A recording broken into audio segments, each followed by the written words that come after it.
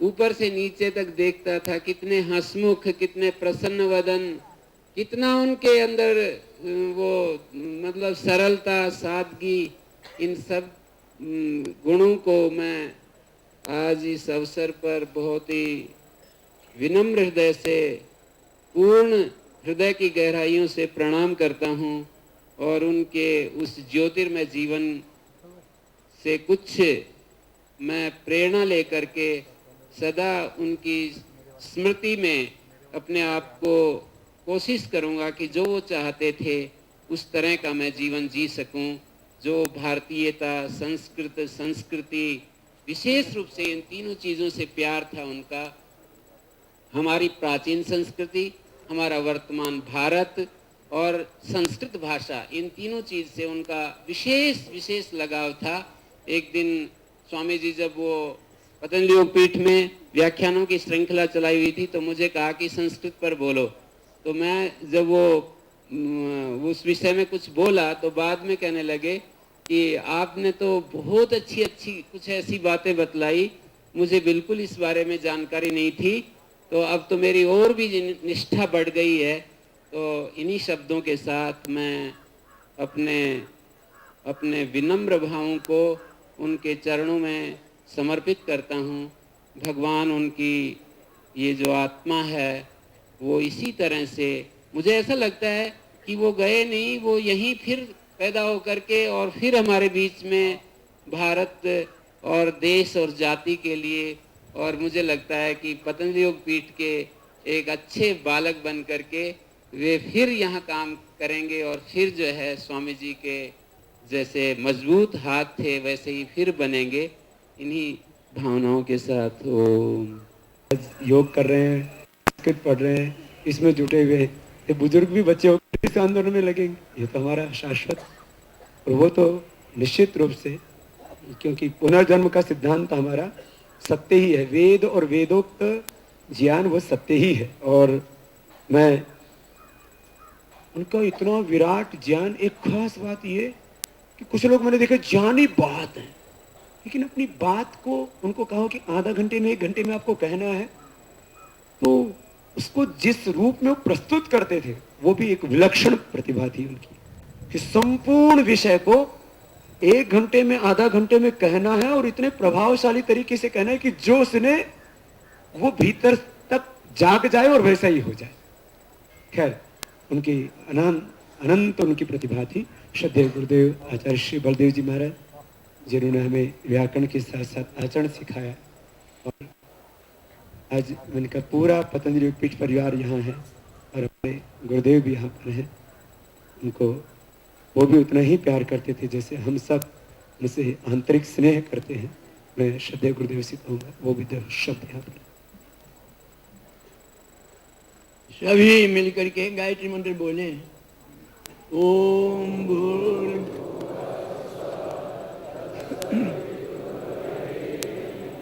भर्गो देवस्य धीमहि धियो यो नः प्रचोदयात्।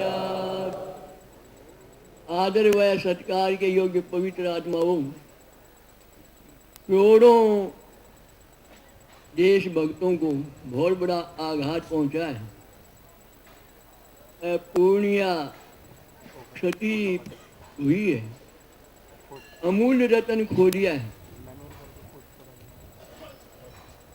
परंतु धैर्य हमारे लिए बहुत आवश्यक है। माता पिता और आप जब जितने भी दुख से ग्रस्त हैं, सभी तो दुख से ग्रस्त हैं, एक जहर का प्याला हो, एक पी जाए तो निश्चित मरेगा, उसी को गंगा में डाल दें फिर पिए तो कोई नहीं मरेगा। इसी प्रकार से ये दुख जो है ये प्रत्येक देशभक्त भारतवासी का है, इसलिए हमें धैर्य रखना चाहिए। और किस प्रकार से हम इसी प्रकार के मनुष्य पैदा कर सके, महापुरुष पैदा कर सके, उसका एक ही रास्ता है। इस गुण को प्राप्त करने के लिए इतने आंकड़े किसी दूसरे के पास पा ही नहीं सकते। तो ऐसा बनने के लिए और प्रत्येक विषय में विशेषज्ञ बनने के लिए एक ही रास्ता है, अन्य पंथा और कोई रास्ता नहीं है। जितने भी नौजवान हैं अभी से संकल्प लें कि ब्रह्मचर्य का धारण करना है, क्योंकि ब्रह्मचर्य से गुणम शुणु, ब्रह्मचर्य के गुण सुनो। न किंचित अभी अप्राप्यम, कोई भी चीज अप्राप्त नहीं रहती है यदि कोई ब्रह्मचर्य पालन करता है। इस प्रकार से नौजवान जो चाहते हैं ऐसी विशेष आत्माएं आज संकल्प लेकर के जाएं कि आजीवन ब्रह्मचर्य रहना है। और जिन्हें गृहस्थ हैं वो जो विशेष आत्माएं हैं वही कर सकते हैं इस काम को। वो संकल्प लेकर के जाएं कि एक बालक इसके लिए ये रास्ता बनाना है, इसमें आहुति दिलानी है तो राष्ट्र के हित में, और देश को देश बनाना है, ऋषि मुनियों का देश बनाना है। इस प्रकार से हम करते हैं, संकल्प लेके जाते हैं तो हमारे लिए ये श्रद्धांजलि देना सार्थक होगा। और इस प्रकार से ऐसे अमर जो भूत आत्मा गए हैं उनके लिए हमारे लिए बैठना सार्थक होगा। ओम शांति। देव गुरुदेव ने गृहस्थों से आह्वान किया कि वो राजीव भाई जैसे प्रतिभावान संतानों को जन्म दे, और जो युवा हैं जैसे राजीव भाई ने बिना विवाह की ब्रह्मचर्य व्रत का धारण करके, श्रद्धेय गुरुदेव बार बार कहते हैं, महर्षि दयानंद ने कहा कि जो देश धर्म जाति का उपकार करना चाहे वो यत्न पूर्वक ब्रह्मचारी रहे, क्योंकि ब्रह्मचारी ही निर्विघ्न होकर के संपूर्ण समय शक्ति ऊर्जा राष्ट्र के निर्माण में लगा सकता है। यहाँ हमने कभी नहीं सोचा था कि गुरु जो है अपने शिष्य को मुखाग्नि देगा, या एक पिता और छोटा भाई जो है वो अपने बेटे या अपने भाई को मुखाग्नि देगा वो। लेकिन अब गुरुदेव ने कहा कि ये दुख हम सबका है और इसको हम इस दुख को, इस वेदना को, इस पीड़ा को अपना संकल्प बना करके हमको आगे जीना है। यहाँ मंच पर श्रद्धेय आचार्य श्री भालचंद्र जी महाराज,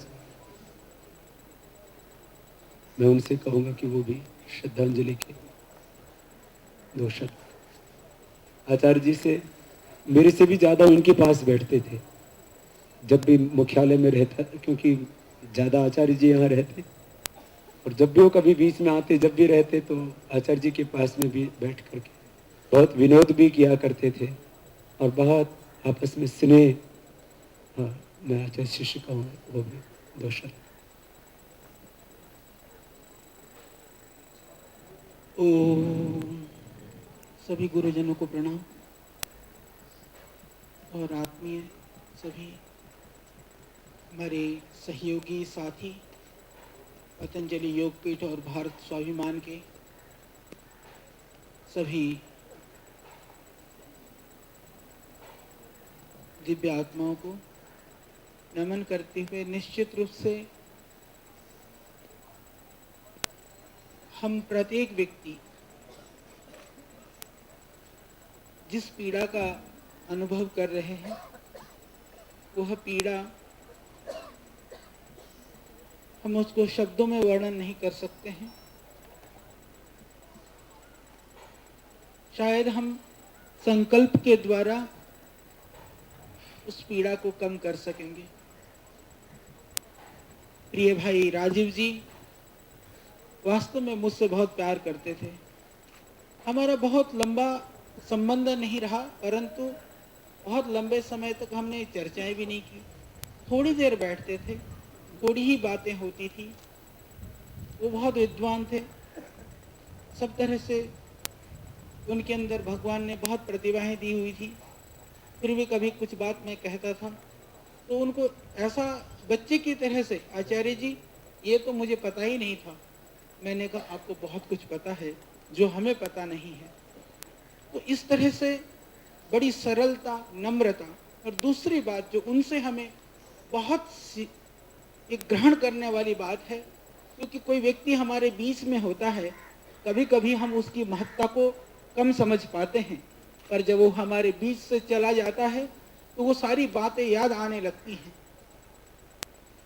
शब्दों को ग्रहण कर लेना, शब्दों को सीख लेना शायद इतना कठिन नहीं है जितना कठिन उसको जीवन में आचरण में लाना। जितना उनको शब्दों का बोध था उससे कहीं ज्यादा उनका जीवन, उनके जीवन का आचरण बहुत उदात्त था। वह शिक्षा हमें लेनी चाहिए। श्रद्धेय गुरुदेव ने भी कहा कि निश्चित रूप से जो उनके जीवन का संयम, सदाचार, ब्रह्मचर्य, यह गुण ऐसे थे जिसके चलते उन्होंने राष्ट्र के लिए इतना बड़ा कार्य किया। उस बड़े कार्य को करते हुए माँ भारती के चरणों में ही अपने आप को पूर्णतया अर्पित कर दिया। ऐसे वीर बलिदानी, मैं इस रूप में इसको बलिदान मानता हूँ, क्योंकि उन्होंने विश्राम नहीं लिया साधना के नाम पर और कार्यों के लिए गुफा में नहीं गए। 3 बजे प्रवचन करके आदमी आया, 5 बजे के लिए जाने के लिए तैयार है। न किसी को किसी भी तरह से, दूसरा जो गुण मैंने देखा वो कभी भी अपनी पीड़ा को कहीं चर्चा नहीं करते थे।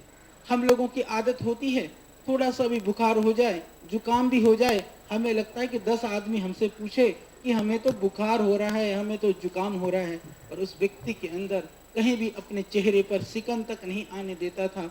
अपने कार्य के प्रति निरंतर उनकी गतिशीलता, निरंतर कर्मशीलता हम सब के लिए बहुत बड़ी प्रेरणा है। तो यही आज हम संकल्प लें। और जैसे श्रद्धेय स्वामी जी ने कहा, कल हमने विचार किया कि भाई राजीव जी की जो स्मृति है वह तो पतंजलि योगपीठ के लिए, भारत स्वाभिमान के लिए और उससे जुड़े हुए करोड़ों करोड़ों भाई बहनों के लिए, संपूर्ण देशवासियों के लिए प्रेरणा देता रहेगा। आज 100 घंटे से ज़्यादा की जो रिकॉर्डिंग है उनकी, वह विभिन्न चैनलों के माध्यम से, विभिन्न संसाधनों के माध्यम से वह देश के भाई के लोगों के कानों में, दिल और दिमाग में गूंजते रहेंगे, हमें प्रेरणा देते रहेंगे, आगे बढ़ने के लिए, जागने के लिए हमें उत्साहित करते रहेंगे।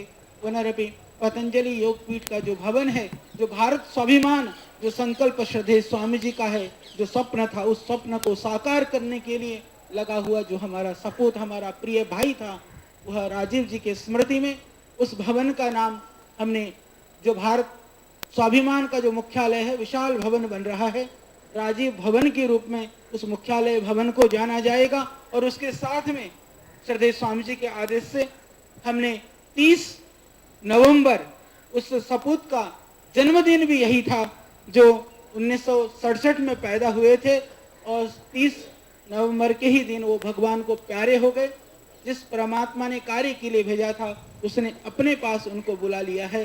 तो 30 नवंबर को हम स्वदेशी दिवस के रूप में मनाएंगे और इसको राष्ट्रीय स्तर पर स्वदेशी दिवस के रूप में उसको मनाया जाए।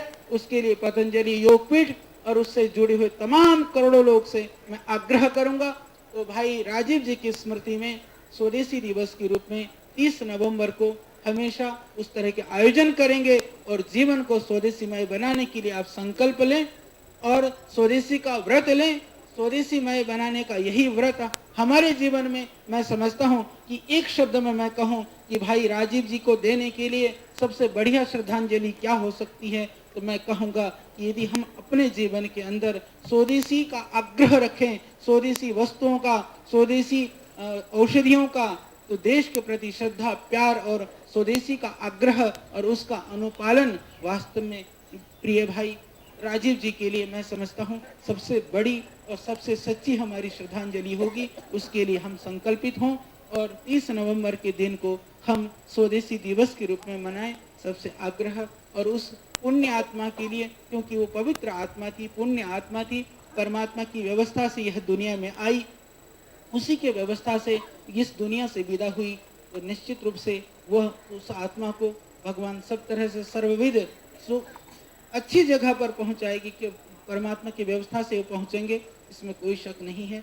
तो सभी को उस पीड़ा को, कष्ट को, विशेष करके श्रद्धेय माता जी, श्रद्धेय पिताजी और उनके भाई जितने भी उनके, क्योंकि जैसे अभी श्रद्धेय स्वामी जी कह रहे थे कि ब्रह्मचारी और सन्यासी तो दुख को अंदर पी लेते हैं, सांसारिक लोग कहीं आंखों में जो ज्यादा दिखाई देती है, तो चाहे अंतर की पीड़ा हो चाहे बाह्य पीड़ा हो, हम सबको सहन करने की शक्ति परमात्मा दे और उस पीड़ा को हम शक्ति में परिणित करके दुगुनी तिगुनी नहीं 100 गुनी शक्ति से हम कार्य करें, यही परमात्मा से प्रार्थना हो।